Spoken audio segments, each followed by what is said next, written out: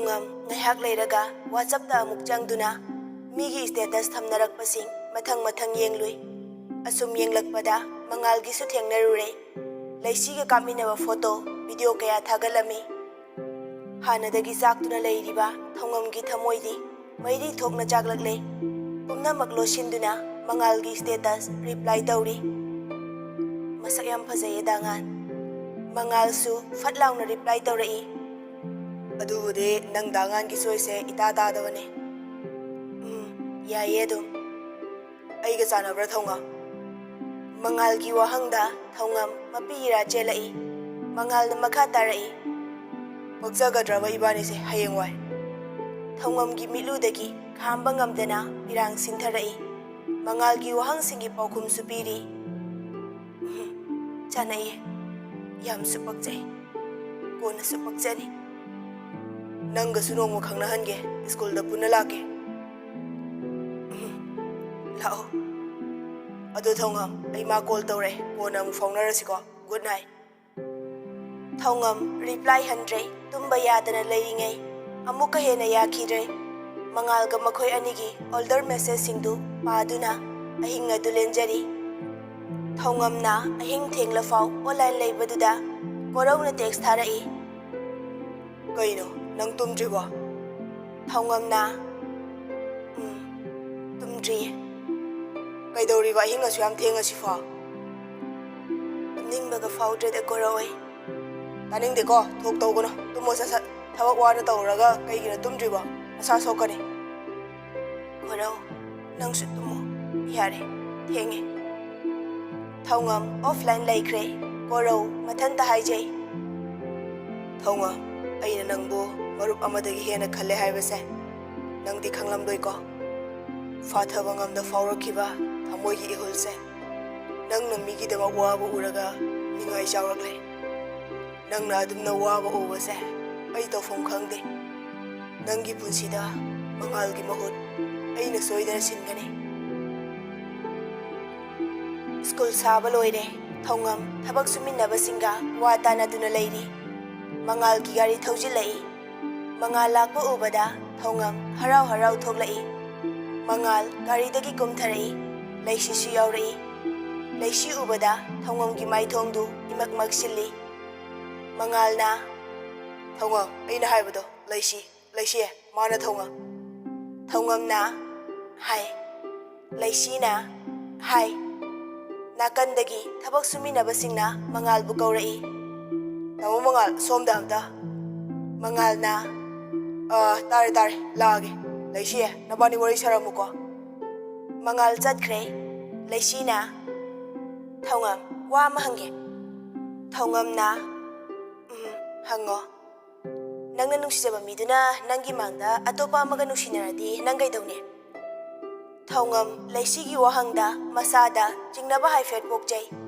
kaisu tawdaba sane khumai aidi kaisu tawroi mahaktugi nungaibaduna penthokjagane aina ngamba mateng pangduna magi nungaibabu fangnabu honani nungaijanaba kathokpada awawa takhibasu kaya amane kariba ai bhab taba ngamjadre nangna mangal nungsi haiba ai khange Thokchom mamai lukthaduna lei leisi makha tarai nangna mabu nungsijabagum mana soibu nungsi adubu kaidi upai lei hainaba leibane aibu nungsiba thidana aina nungsijaba thiradi awawa fange aduna nangsu waridune masu warani nangsu nasak thiba nate mangalgumba nupadi lamakhangda mangkhraga dawbane aduga nangde aidi mangal nungside nungsiba sungamoi kaino nang haido ha nungsibasi ufakira nungsibase faki nati aise yom palabine aina nungsijaba mahak adubu mangalna maram oiduna leikhidabane magi mathakta aina ipuroibagi laman soidana khumgani danganda asengba loina aina haigane leisi nokladuna Thokchomgi nakta jangsilaga Thokchomgi mamaida nalaga karimnana hairei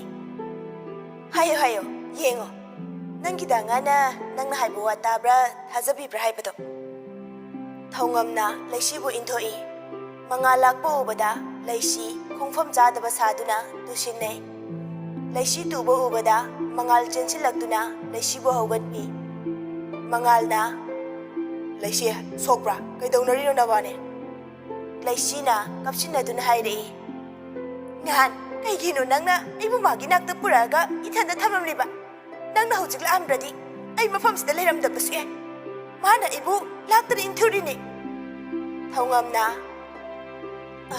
Dangan Yare thongam ai nang fazana khange Nang se ai di farabra wakal tarabra haina khanbane Adubu nang ngasisu hanba laitri Thongamna Nati dangan Mangalna Makha tarano thongam Nang pa hatpa ngamba Meehatpi na nang Pumdabak khangna Nang buloy na ruba ay hiralne Nang di Ikheng tabu khawrang mamine Faki veksay Nong mo tasu ngangi haibadane Laisi sasilaw Mangalna laisi mo makut chamaga Uduna zatkre Thongamdi mara laytana Jairak fangduna Mangalna chatkhiba maikay Yengna lefawi Thongam amuk hanjinduna Makoy sing wari watay sanarambadula changshili Wari loiraga Koraw da call tawi Thongamna Koraw na Kaidoroge thongam School sanggabado Hangchit tari Kuina laythararoi Loiraga laani ay Kaidawo yaroge Mangala kay haramage Nang nakholga da ifafazile Kaishu tawdi ay Kanham kem hayramde Pabung na mangjaramba manglan amadi Mangfaw na hanba ngamday kanbada Yam harawi Pungning su yam nungsi Thonga nang Manipura thokkhibadagi yam honge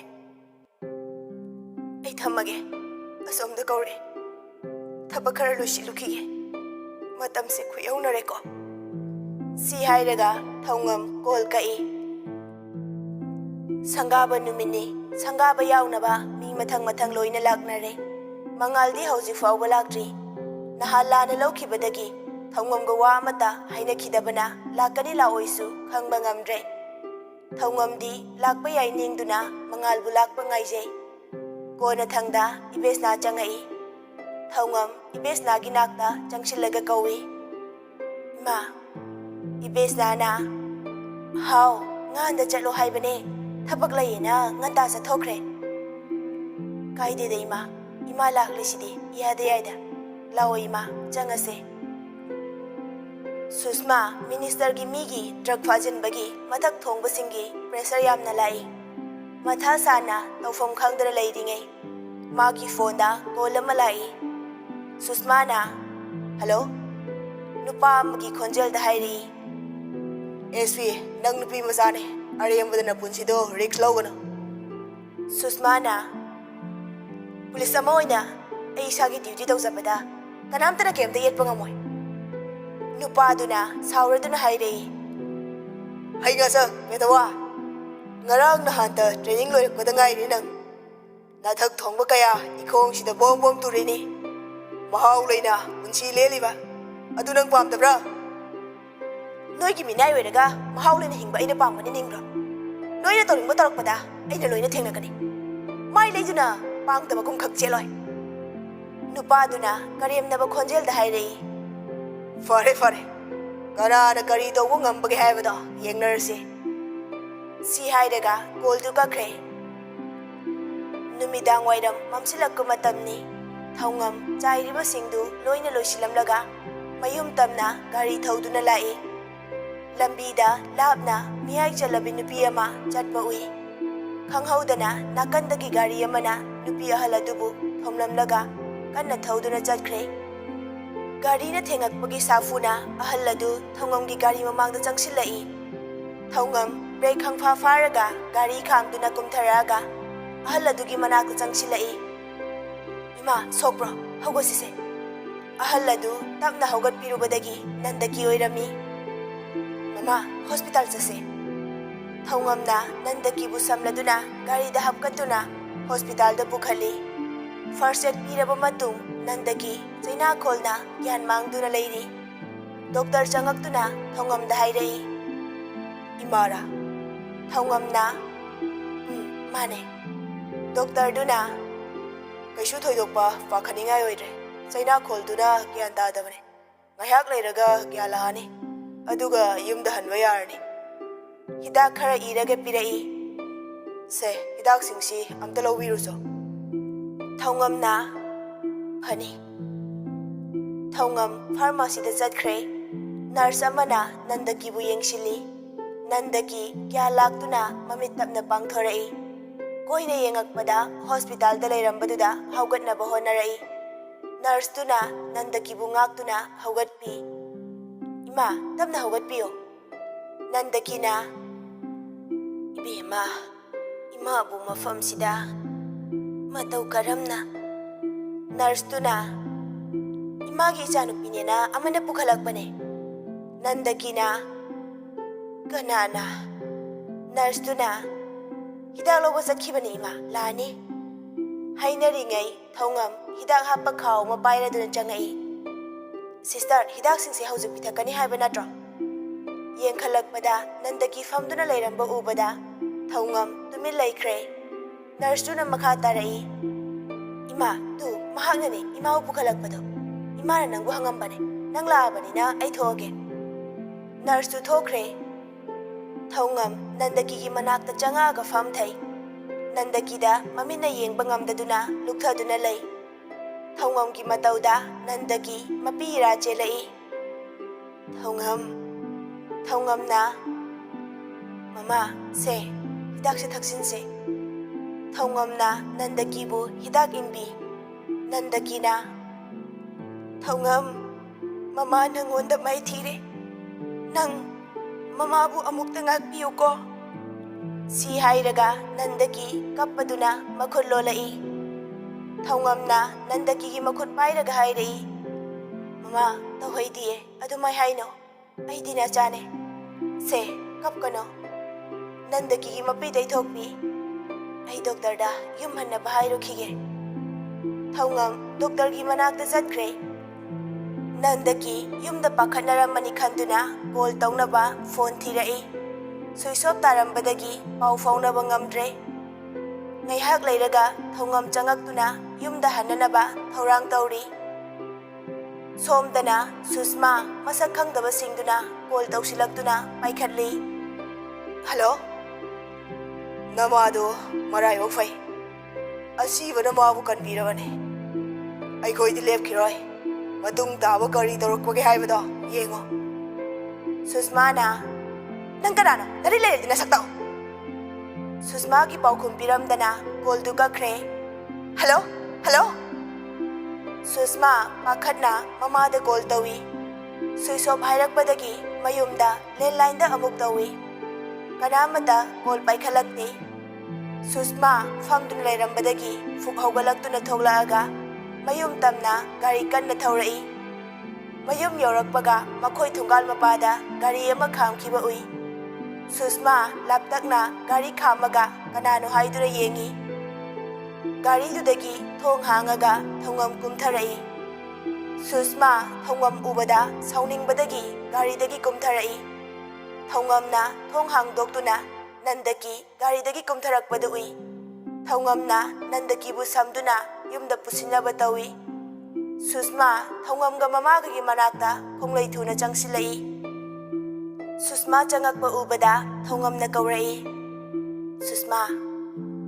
Susma na thongam dagi mama bu mullaga sauna hairai Mama da nang kai dawrino ha nang mu selfie ko mise ay mu ka thengna tri Thongam na kaino Susma nang hai dubo Susma na mi phata singduga naga kari mai lengai Mayum londo onsinduna Thawan bu kawi Nanaw amda tholosida Thawan machena kanna kawbaduda taha thoglai Kaidoroge se Susma na Se mama sanda pusin ko Thawan da Nandaki bu sinaraga makha tarai Changkhro manungda Nandaki Susma bu khamna bu honai Masa sonbana khonjal tapna gaurai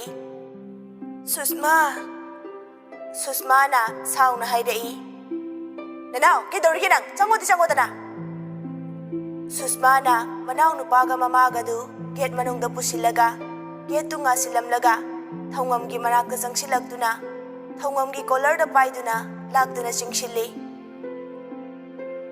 Kaino thongam nang pamise ꯑꯩꯈꯣꯏ ꯏꯃꯨꯡꯒꯤ ꯃꯥꯡ ꯇꯥꯛꯅꯕ ꯅꯪꯅ ꯑꯁꯥꯝ ꯁꯤꯜꯂꯤꯁꯤ ꯀꯩꯒꯤꯅꯣ? ꯑꯁꯨꯛ ꯌꯥꯝ ꯆꯥꯡ ꯇꯥꯖꯕ ꯅꯪꯕꯨ ꯑꯩꯅ ꯀꯌꯥꯒꯤ ꯃꯇꯤꯛ ꯅꯨꯡꯁꯤꯔꯨꯅ ꯈꯟꯖꯔꯨꯕ ꯅꯪꯒꯤꯗꯃꯛ ꯅꯠꯇ꯭ꯔꯣ ꯑꯩꯅ ꯃꯤ ꯀꯌꯥ ꯈꯠꯅꯈꯤꯕ ꯐꯨꯅꯈꯤꯕꯗꯣ? ꯅꯪꯅ ꯈꯜꯂꯤꯗꯣ ꯑꯣꯟꯅꯔꯦ ꯁꯨꯁꯃꯥ. ꯇꯥꯅꯤꯡꯗꯦ ꯊꯧꯉꯝ. ꯍꯥꯏꯌꯣ, ꯗ꯭ꯔꯛꯇꯣ ꯅꯪꯒꯤꯔꯥ? ꯃꯤꯐꯝꯗꯁꯤꯡꯗꯨꯒ ꯅꯪꯒ ꯀꯔꯤ ꯃꯔꯤ ꯂꯩꯅꯩ? ꯀꯩꯅꯣ ꯁꯨꯁꯃꯥ ꯅꯪ ꯍꯥꯏꯔꯤꯁꯤꯡꯗꯣ? ꯒꯦꯠ ꯃꯅꯨꯡꯂꯣꯝꯗꯅ ꯅꯟꯗꯀꯤꯅ ꯊꯋꯥꯟꯗ ꯁꯨꯁꯃꯥꯕꯨ ꯈꯥꯝꯅꯕ ꯍꯥꯏꯔꯤ. ꯅꯅꯥꯎ ꯆꯠꯂꯣ, ꯅꯆꯦꯁꯤ ꯑꯃꯨꯛꯇ ꯈꯥꯝꯃꯨꯆꯣ. ꯁꯅꯥꯌꯥꯏꯁꯨ ꯃꯄꯥꯟꯗ ꯂꯥꯡꯕꯗꯨꯗ ꯏꯃꯨꯡꯗꯒꯤ ꯊꯣꯛꯂꯛꯏ. ꯍꯩ, ꯀꯩꯗꯧꯅꯔꯒꯦꯅꯦ ꯅꯣꯏꯕꯣ? ꯅꯨꯡꯗꯥꯡꯁꯤꯗ ꯍꯦꯛꯇ ꯂꯥꯎ ꯈꯣꯡ ꯇꯧꯔꯤꯁꯤꯕꯣ? ꯅꯟꯗꯀꯤ ꯁꯣꯛꯇꯨꯅ ꯂꯩꯔꯝꯕꯗꯨꯗ ꯄꯥꯈꯠꯅ ꯆꯪꯁꯤꯜꯂꯛꯏ. ꯅꯅꯥꯎꯃ, ꯀꯩꯗꯧꯔꯦ ꯅꯪ? ꯀꯃꯥꯏ ꯁꯣꯛꯏꯅꯣ? ꯅꯟꯗꯀꯤꯅ ꯌꯥꯝ ꯉꯝꯗꯕ ꯈꯣꯟꯖꯦꯜꯗ ꯍꯥꯏꯔꯛꯏ. ꯃꯣꯏ ꯄꯥꯕꯨꯡ, ꯁꯨꯁꯃꯥꯁꯤ ꯑꯃꯨꯛꯇ ꯈꯥꯝꯃꯨ. ꯅꯅꯥꯎ ꯆꯠꯂꯣ, ꯅꯆꯦꯁꯤ ꯑꯃꯨꯛꯇ ꯈꯥꯝꯃꯨ. ꯁꯅꯥꯌꯥꯏꯅ ꯅꯅꯥꯎ ꯆꯠꯂꯣ, ꯅꯆꯦꯕꯨ ꯑꯃꯨꯛꯇ ꯈꯥꯝꯃꯨꯆꯣ. ꯊꯋꯥꯟ ꯃꯄꯥꯗ ꯃꯃꯥꯕꯨ ꯁꯤꯟꯅꯔꯝꯃꯒ ꯒꯦꯠꯀꯤ ꯃꯄꯥꯟꯗ ꯆꯦꯟꯊꯣꯔꯛꯏ. ꯁꯨꯁꯃꯥꯅ ꯊꯧꯉꯝꯕꯨ ꯍꯥꯠꯀꯅꯤ ꯍꯥꯏꯗꯨꯅ ꯅꯣꯡꯃꯩꯅ ꯀꯥꯞꯀꯗꯕꯒꯤ ꯇꯝꯗꯨꯅ ꯂꯩꯔꯝꯃꯤ. ꯊꯋꯥꯟ ꯆꯦꯟꯁꯤꯟꯗꯨꯅ ꯃꯆꯦꯒꯤ ꯃꯈꯨꯠꯇꯒꯤ ꯅꯣꯡꯃꯩ ꯃꯨꯟꯅꯕ ꯍꯣꯠꯅꯩ. ꯀꯩꯅꯣꯁꯦ, ꯉꯥꯎꯔꯕꯣ ꯅꯪ? ꯅꯅꯥꯎ ꯑꯩ ꯈꯥꯝꯒꯅꯣ. ꯅꯣꯡꯃꯩꯁꯦ ꯊꯥꯗꯣꯛꯑꯣꯁꯦ. ꯅꯅꯥꯎ ꯅꯪ ꯆꯠꯈ꯭ꯔꯣ, ꯅꯪ ꯑꯩꯕꯨ ꯈꯥꯝꯒꯅꯣ. ꯊꯋꯥꯟꯅ ꯁꯨꯁꯃꯥꯗꯒꯤ ꯅꯣꯡꯃꯩꯗꯨ ꯃꯨꯜꯂꯤ. ꯁꯦ, ꯀꯩꯅꯣ ꯅꯪ ꯇꯧꯔꯤꯁꯦ? ꯉꯥꯎꯔꯕꯣ ꯅꯪ? ꯉꯥꯎꯔꯦ, ꯑꯩ ꯉꯥꯎꯔꯦ. ꯑꯁꯨꯛ ꯌꯥꯝ ꯊꯥꯖꯕ ꯃꯥꯡꯍꯟꯕ ꯃꯤꯁꯦ ꯑꯩ ꯍꯥꯠꯀꯦ ꯅꯅꯥꯎ. ꯁꯦ, ꯄꯤꯔꯛꯑꯣ ꯅꯣꯡꯃꯩꯗꯣ, ꯄꯤꯔꯛꯑꯣ. ꯁꯨꯁꯃꯥ ꯊꯋꯥꯟꯗꯒꯤ ꯅꯣꯡꯃꯩꯗꯨ ꯂꯧꯅꯕ ꯍꯣꯠꯅꯩ. ꯊꯋꯥꯟꯅ ꯅꯣꯡꯃꯩꯗꯨ ꯐꯪꯍꯟꯗꯅ ꯈꯣꯟꯖꯦꯜ ꯍꯧꯅ ꯃꯆꯦꯕꯨ ꯀꯧꯔꯛꯏ. ꯆꯦ! ꯊꯧꯉꯝꯅ ꯅꯅꯥꯎ, ꯅꯣꯡꯃꯩꯗꯨ ꯅꯆꯦꯗ ꯄꯤꯌꯨ. ꯑꯩꯕꯨ ꯍꯥꯠꯂꯒ ꯄꯦꯟꯅꯤ ꯍꯥꯏꯔꯗꯤ ꯑꯩꯕꯨ ꯍꯥꯠꯁꯅꯨ. ꯅꯣꯡꯃꯩꯗꯨ ꯅꯆꯦꯗ ꯄꯤꯌꯨ ꯅꯅꯥꯎ. ꯊꯋꯥꯟꯅ ꯊꯧꯉꯝ, ꯅꯪ ꯆꯠꯂꯣ, ꯁꯤꯗ ꯀꯨꯏꯅ ꯂꯩꯔꯅꯨ. ꯊꯧꯉꯝꯅ ꯑꯩ ꯆꯠꯈꯤꯔꯣꯏ ꯅꯅꯥꯎ. ꯁꯨꯁꯃꯥ, ꯅꯪ ꯑꯩꯕꯨ ꯍꯥꯠꯀꯅꯤ ꯍꯥꯏꯕꯗꯥꯏ? ꯂꯥꯛꯑꯣ, ꯑꯩꯕꯨ ꯍꯥꯠꯂꯨ ꯂꯥꯛꯑꯣ. ꯑꯩ ꯆꯦꯜꯂꯣꯏꯌꯦ.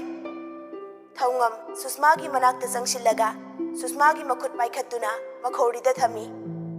ꯁꯦ, ꯑꯩꯕꯨ ꯍꯥꯠꯂꯣ ꯁꯨꯁꯃꯥ. ꯁꯨꯁꯃꯥ ꯃꯈꯨꯠꯇꯨ ꯂꯧꯊꯣꯛꯂꯗꯨꯅ ꯀꯞꯄꯤ. ꯈꯥꯡꯕ ꯉꯝꯗ꯭ꯔꯗꯨꯅ ꯀꯟꯅ ꯂꯥꯎꯔꯛꯏ. ꯊꯧꯉꯝꯅ ꯁꯨꯁꯃꯥ, ꯀꯩꯒꯤꯅꯣ ꯅꯪꯅ ꯑꯩꯕꯨ ꯑꯁꯨꯛ ꯂꯥꯟꯅ ꯂꯧꯔꯤꯕ? ꯄꯤꯛꯂꯤꯉꯩꯗꯒꯤ ꯇꯤꯟꯅꯔꯛꯂꯒ ꯅꯪꯅ ꯑꯩꯒꯤ ꯄꯨꯛꯆꯦꯜ ꯈꯪꯕꯤꯗ꯭ꯔꯤꯕ ꯀꯔꯤꯒꯤꯅꯣ? ꯍꯥ, ꯍꯥꯏꯌꯣ. ꯁꯨꯁꯃꯥꯒꯤ ꯃꯁꯥꯗ ꯅꯣꯝꯗꯨꯅ ꯀꯞꯄꯗꯨꯅ ꯃꯈꯥ ꯇꯥꯔꯛꯏ. ꯀꯩꯒꯤꯅꯣ ꯍꯥꯏꯌꯣ, ꯁꯨꯁꯃꯥ, ꯀꯩꯒꯤꯅꯣ? ꯁꯨꯁꯃꯥꯅ ꯊꯧꯉꯝꯕꯨ ꯏꯟꯊꯣꯛꯂꯗꯨꯅ ꯍꯥꯏꯔꯛꯏ. ꯅꯪꯕꯨ ꯀꯅꯥꯅꯣ? ꯁꯤꯗ ꯀꯩꯗꯧꯔꯤꯒꯦ? ꯆꯠꯂꯣ ꯍꯥꯏꯕꯁꯤ ꯇꯥꯗꯕ꯭ꯔꯥ? ꯂꯩꯀꯥꯏ ꯇꯥꯅꯕ ꯀꯣꯏꯂꯥꯎ ꯂꯥꯎꯈꯣ ꯍꯥꯏꯕ꯭ꯔꯣ ꯑꯩ? ꯊꯧꯉꯝꯕꯨ ꯂꯥꯛꯇꯅ ꯏꯜꯂꯒ ꯃꯈꯥ ꯇꯥꯔꯛꯏ. ꯆꯠꯂꯣ, ꯆꯠꯈ꯭ꯔꯣ ꯆꯠꯂꯣ. ꯁꯨꯁꯃꯥ ꯀꯞꯄꯗꯨꯅ ꯒꯦꯠꯀꯤ ꯃꯅꯨꯡꯂꯣꯝꯗ ꯆꯪꯈ꯭ꯔꯦ. ꯊꯧꯉꯝ ꯎꯄꯥꯏ ꯂꯩꯇꯕ ꯃꯤꯠꯌꯦꯡꯗ ꯊꯋꯥꯟꯗ ꯌꯦꯡꯂꯝꯂꯒ ಗಾꯔꯤꯗ ꯀꯥꯈꯠꯂꯒ ꯊꯧꯗꯨꯅ ꯆꯠꯈ꯭ꯔꯦ. ꯊꯋꯥꯟ ꯊꯧꯉꯝꯅ ꯆꯠꯈꯤꯕ ꯃꯥꯏꯀꯩ ꯌꯦꯡꯗꯨꯅ ꯂꯩꯍꯧꯏ. ꯁꯨꯁꯃꯥꯅ ꯆꯪꯉꯛꯄꯗ ꯅꯟꯗꯀꯤ ꯋꯥꯟꯊꯔꯛꯏ. ꯁꯅꯥꯌꯥꯏꯅ ꯅꯟꯗꯀꯤꯕꯨ ꯉꯥꯛꯅ ꯉꯥꯛꯅ ꯂꯩꯕꯥꯛꯇ ꯇꯨꯊꯔꯛꯏ. ꯅꯅꯥꯎꯃ, ꯅꯅꯥꯎꯃ, ꯁꯦ, ꯃꯤꯠ ꯄꯥꯡꯉꯣꯁꯦ. ꯁꯨꯁꯃꯥ ꯅꯟꯗꯀꯤꯒꯤ ꯃꯅꯥꯛꯇ ꯆꯦꯟꯁꯤꯟꯗꯨꯅ ꯃꯃꯥꯒꯤ ꯃꯁꯥꯗ ꯅꯣꯝꯂꯗꯨꯅ ꯀꯧꯏ. ꯃꯃꯥ, ꯃꯃꯥ, ꯁꯦ, ꯍꯧꯒꯠꯂꯣ. ꯅꯅꯥꯎ, ꯅꯅꯥꯎ. ꯊꯋꯥꯟ ꯃꯆꯦꯒꯤ ꯈꯣꯟꯖꯦꯜ ꯇꯥꯕꯗꯒꯤ ꯆꯪꯉꯛꯏ. ꯃꯃꯥꯅ ꯂꯩꯕꯥꯛꯇ ꯇꯥꯗꯨꯅ ꯂꯩꯔꯝꯕꯗꯨ ꯎꯕꯗ ꯀꯟꯅ ꯆꯦꯟꯁꯤꯜꯂꯛꯏ. ꯃꯃꯥ, ꯃꯃꯥ. ꯁꯨꯁꯃꯥꯅ ꯅꯅꯥꯎ, ꯏꯁꯤꯡ ꯈꯔ ꯄꯨꯔꯛꯑꯣ. ꯊꯋꯥꯟ ꯏꯃꯨꯡꯗ ꯆꯦꯟꯁꯤꯜꯂꯒ ꯏꯁꯤꯡ ꯄꯨꯔꯒ ꯊꯣꯛꯂꯛꯏ. ꯁꯨꯁꯃꯥꯅ ꯊꯋꯥꯟꯗꯒꯤ ꯏꯁꯤꯡꯗꯨ ꯂꯧꯔꯒ ꯃꯈꯨꯠꯇ ꯍꯩꯔꯗꯨꯅ ꯅꯟꯗꯀꯤꯒꯤ ꯂꯋꯥꯏꯗ ꯊꯣꯝꯕꯤ. ꯁꯨꯁꯃꯥꯅ ꯃꯃꯥ, ꯃꯃꯥ, ꯁꯦ, ꯃꯤꯠ ꯄꯥꯡꯉꯣ.